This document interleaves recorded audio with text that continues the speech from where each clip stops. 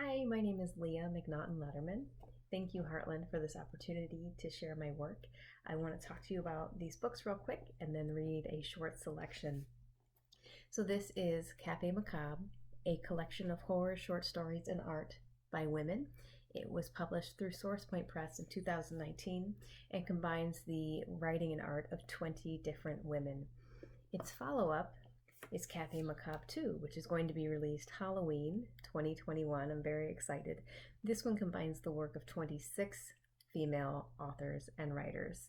And in both of these books, I think what strikes me most is not so much horror, but the things that women fear and the way that they write about them.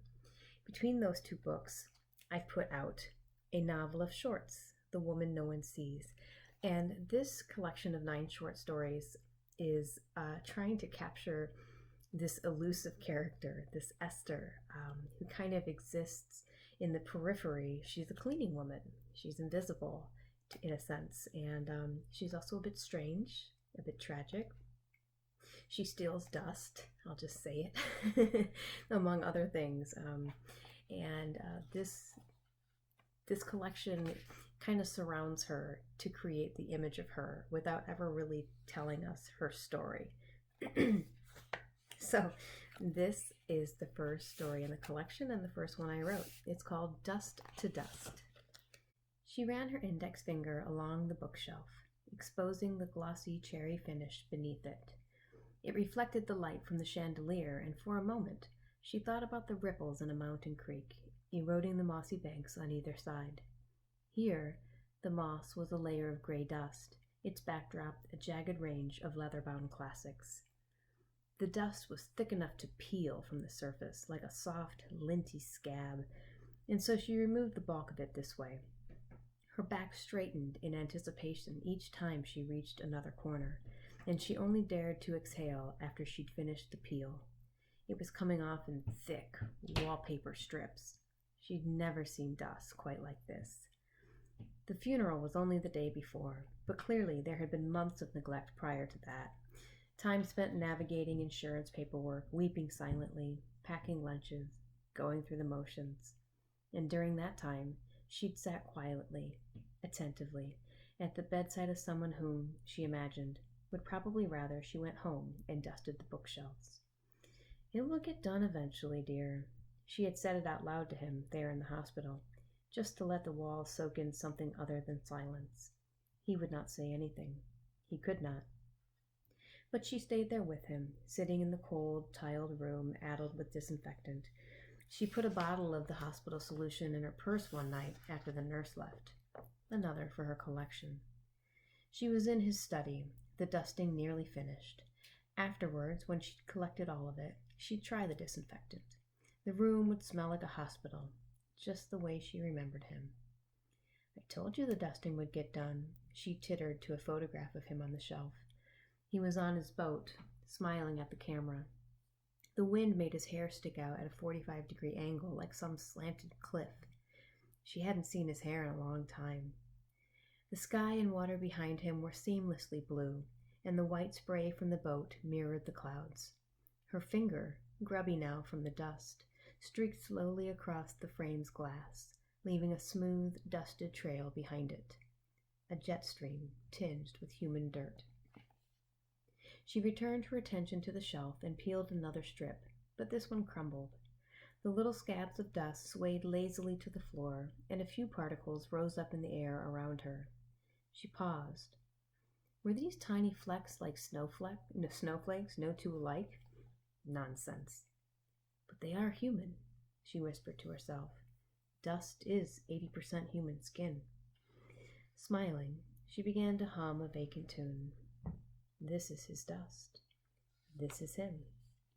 A blonde, translucent hair poked out from the dust she'd gathered on the lower shelf, and she paused, turning her head to the side, while she conjured the scene that led to its placement there.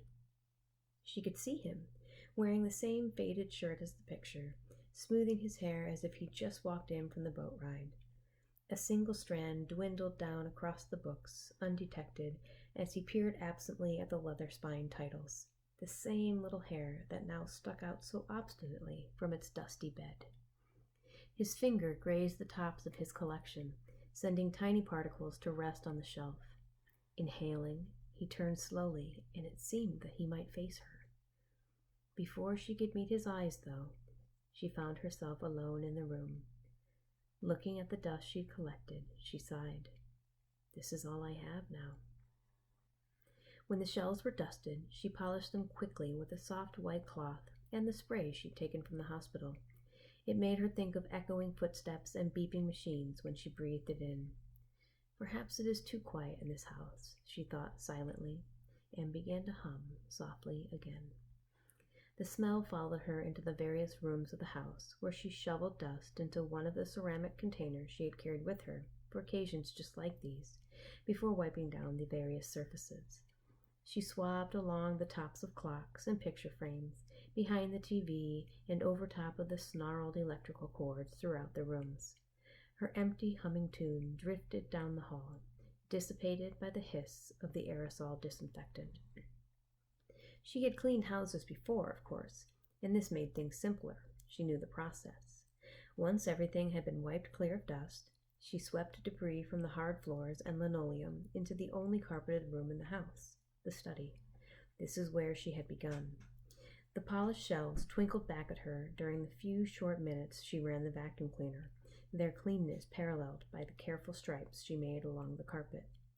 She removed the vacuum's dirt cup and emptied its contents into her little ceramic urn, the same one that carried all of the dust strips and remnants from throughout the house. This container was, she thought, well chosen. There was always a small selection available in her oversized purse, and she liked that this one had a smooth stone disc for a lid. After arranging the two latches that held it in place, she wiped off the outer surface and placed the whole thing into her bag.